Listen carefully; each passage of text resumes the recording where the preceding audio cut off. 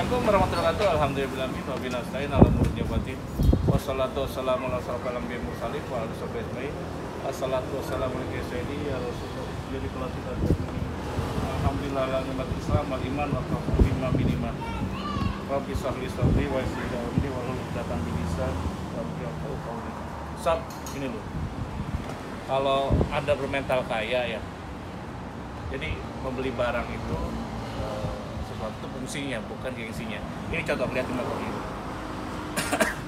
Ini saya rotolan gini. Nah, sob tau nggak sob? Ini fungsinya kan hanya kendaraan, untuk mesin yang lainnya. Ini mesinnya cukup kencang ya, lumayan 250 cc kalau dituruatnya. Dan ini saya senang dia kencang, ringan, udah gitu mudah gitu. Jadi saya malah bangga, ini pembelian saya terbaik gitu. Daripada motor yang kemarin saya lebih senang pakai ini. Dan ini sehari-hari saya pakai. Jadi saya nggak peduli orang liatin atau gimana, tapi inilah kebahagiaan bagi saya naik motor ini, kayak bangga banget, senang banget. Jadi syukur terus, kadang saya bersyukur, alhamdulillah ya Allah. Jadi menurut saya ini pembelian saya terbaik. Jadi saya beli ini yang udah jadi, memang bukan saya protolis ini, saya tukang seni. So, lihat ya, setiap hari kerjaan itu kalau saya minta ke sob semua, berbagilah kerjaan itu. Jadi berbagi rezeki, berbagi kemudahan, insya Allah Allah akan memudahkan kalian ini. Logikanya di Bali itu sini. Logikanya di Bali itu sekarang kan pariwisata, tergantung pariwisata, dan itu sekarang belum dibuka itu. Belum dibuka juga, dan logikanya adalah sepi banget gitu. Susah banget gitu. Teman-teman saya banyak yang tutup, yang main di kitchen gitu, karena restorannya nggak berkembang lagi. Jadi restoran banyak yang tutup, hotel lockdown, tutup segala macam-macam, hampir 90% hotel ini. Jadi tidak ada penjualan gitu. Tapi alhamdulillah karena gini loh. Kalau kita berbagi kemudahan, kita akan dipermudah. Termasuk berbagi rezeki, berbagi kesempatan itu. Salah satunya adalah saya sekarang dari udah hampir 10 tahun saya tidak punya sales. Sales saya siapa ya? Anda semua. Jadi kalau Anda ada proyek kitchen, silahkan dimanapun di seluruh Indonesia. Jadi kalau Anda ada di mana, di Pekanbaru, di Medan, dimanapun, kita supply sampai ke Medan tuh ya. Kalau Medan saya kerjain pabrikasinya di Jakarta, saya ada pabrikasi di Jakarta, ada workshop di Jakarta, itu Medan, Palembang, saya sering ngejakan di sana segala macam-macam. Kalau untuk daerah timur itu di sini di Bali.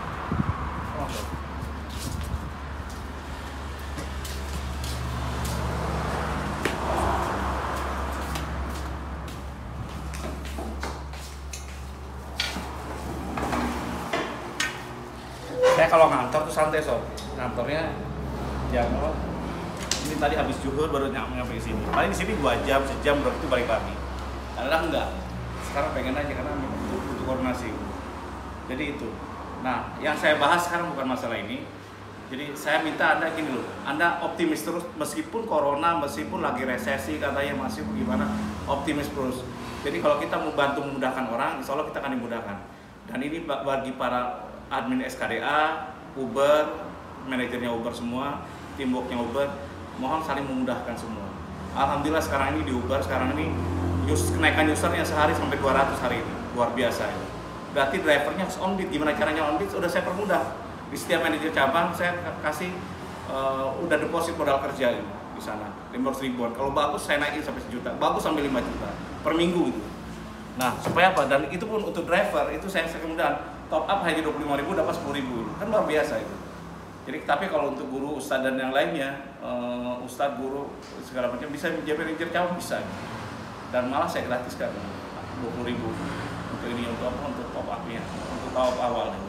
Dan kedepannya mungkin akan ada banyak kemudahan juga bagi mereka semua, karena saya salut dengan mereka semua. Oke, saya akan bicara itu. Saya bicara tentang bagaimana caranya sekarang ini kebanyakan orang sob pada saat situasi lagi sulit. Ini bukan hanya pengusaha kecil, pengusaha gede kena juga. Mertua saya dulu kena juga. Ketika sulit dia di bisnisnya, dia ditawari iming-iming investasi gitu. Ada orang investor datang, termasuk saya juga pernah. Malah kalau saya itu dari Malaysia. Nah, kalau orang tua saya dari Malaysia sama dari Korea gitu. Akhirnya ujung-ujung berantakan gitu. Ujung-ujungnya kalau untung saya nggak kena banyak gitu. Jadi kalau saya nggak kena banyak, dan mertua saya hampir 500 jutaan gitu. Dengan dalih apapun, asuransi lah, dengan apapun. Ternyata asuransi diambil mereka sendiri, berkomplot gitu. Nggak tahu, lincah banget. Nah tadi sekarang nih saya lagi di telepon sama ini di WA oleh sahabat saya di Malang, di Jawa Timur. Itu dia bapaknya ke sini gitu. Udah habis 65 juta gitu. Jadi ada orang ngaku investor mau nyuntikin dana 200 miliar gitu. Share saham 60% dari pabrik rokoknya gitu. Luar biasa nggak? Kelihatan enak gitu. Terus sekarang tinggal di sini di hotel, satu hotel di guest house, di mana guest house punya dia. Saya selidiki bukan punya dia, punya satu orang lagi gitu. Dia rencananya yang punya guest house pun dikadalin juga, intinya mau dibeli gitu. Seolah-olah. Gini loh sob ya. Bagi saudara-saudara kita yang lagi kesulitan sekarang ini, meskipun itu pengusaha besar, ini pengusaha ini gede nih. Nah, dijanji seperti medium ke atas lah, menengah atas, karena asetnya di atas 50 sampai 100 miliar gitu. Nah, bagi mereka sekarang ini pas lagi kesulitan dengan bank dengan apapun, dia kayaknya mau megang apapun gitu. Jadi seolah ada penawaran investor segala macam-macam itu dijalankan. Ada beberapa trik di investor. Dia kadang masuk dengan dia sendiri, kedua kadang dengan orang kepercayaan kita gitu. Orang kepercayaan dia dibisikin, kamu nanti dapat bonus lu, dapat fee lu 9% kita bagi-bagi buat kamu juga. Lumayan, dari 12 miliar kan ngehayal dulu gitu. Dari 12 miliar kita dapat 9%, berapa duit tuh? Udah bayangin kan, gila. Berapa M saya dapat? Udah bayangannya udah ber-MM aja. Minimal saya dapat 3, 4, 5 M. Wah, kaya udah didung bantu habis-habisan. Ini terjadi sob. Kemarin saya datangin bapaknya itu tuh polos umur udah sekitar 70 tahunan, 70, 75 itu. 70 tahunan. Saya datang polos. Ini ya orang kedua yang ngotot. Orang keduanya ngototnya luar biasa gitu. Tiap saya nanya ke bapaknya, ini jangan dikasihin bapak gini, dia bilang, ini kan saya kesel, padahal orang keduanya ini karyawannya dia gitu. Karena udah bekerja lama gitu. Saya kan, nah ini seorang pengusaha Chinese itu saya datang ke dia dengan sopannya. Saya datang aja udah dimaki-maki, bukan dimaki-maki. Ini ternyata itu maklarnya, brokernya, yang main brokernya. Nah ini kejadian nyata sob. Nanti cuma saya nggak bisa masuk total, saya nunggu dari dia kan itu kan keluarganya dia, bukan orang tuanya dia, temannya ayah saya, temannya istri ayah saya gitu. Jadi teman mainnya di waktu di kuliah di sana. Jadi orangnya baik, Charles baik sekali. Makanya saya datang ke dia, saya ngambil dia sebagai orang tua. Jadi saya datang ke sana, nggak apa, Bu, tapi bilang saya datang sini hanya ingin ngecekin kondisi bapaknya gitu. Karena ini udah sepuh dia, sehat apa enggak gitu. Saya nggak banyak ngomong gitu. Nah, orang kedua ini nyerocos gitu. Tiap saya ngomong dia ngomong lagi. Ngomong, jangan dikasih tahu dulu. Ini kan belum deal Pak gini segala macamnya. Masa sekarang ini udah keluar hampir 65 juta, sekarang katanya mau keluar kata minggu ini 50 M katanya. Wah, enak banget. Pada saat corona, kadang-kadang orang sudah kayak gitu ya, itu terlena gitu. Saya nggak tahu sampai terlena gitu. 50 M. Dan saya juga pernah ketika kita kerasukan greedy rakus gitu. Kalau orang kan anaknya itu mikir kena dendam segala, padahal secara psikologi nggak gitu sih. Orang udah terbuai dengan sesuatu yang kira-kira bakal gede gitu. Nah, pas dia ngomong seperti itu, sekarang ini si bapaknya sok ini halus, saya datang sini, mohon maaf Pak, saya Ridwan, saya temennya anaknya istri bapak itu. Anaknya bapak itu baik banget gitu. Dan dia sering cerita kebaikan anak bapak itu. Dan saya sini ingin memastikan bapak sehat apa enggak. Mohon maaf, saya tidak minta apapun dari bapak. Kalau bapak butuh apapun, kontak saya. Saya tanya pelan-pelan. Nah, saya biasanya profiling ke mereka semua. Profiling dulu siapa sih yang diajak partner bisnisnya. Pas saya cek nama PT-nya segala macam-macam nggak ada sob. PT bla bla bla lah, sekarang apalah gitu loh. Nggak ada. Dia ngomong katanya punya perusahaan mente di 350 hektar gitu. Wah, gila-gila ngomongnya. Masa ngaconya kan luar biasa. Masa dia mau investasi Sriwijaya, padahal teman saya di Sriwijaya sebagai direktur safety-nya teman saya. Itulah. Siapa mau beli perusahaan penerbangan pada saat corona kayak gitu? Yang 2 tahun 3 tahun bakal ngejeblak. Kayaknya kalau ngomong sih enak ya, triliunan gitu seolah punya uang, mau beli ini, mau beli itu, mau beli ini, beli itu.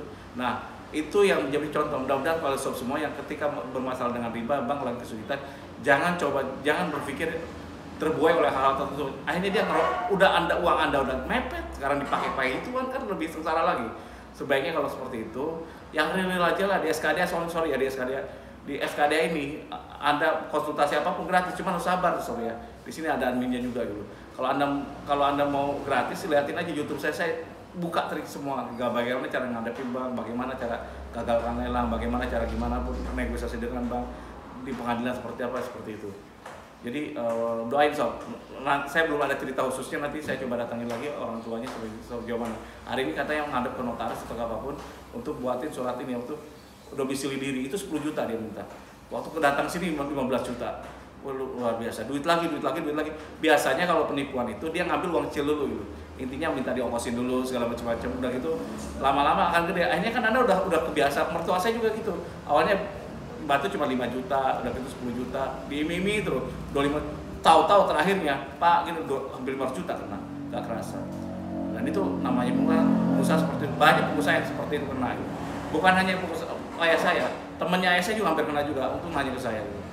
Jadi bagi para pengusaha UKM ketika kali kesulitan, jangan gantungin di iming-iming palsu ya, segala macam-macam. Broker sekarang udah mulai jalan dari mana-mana, broker-broker seperti itu.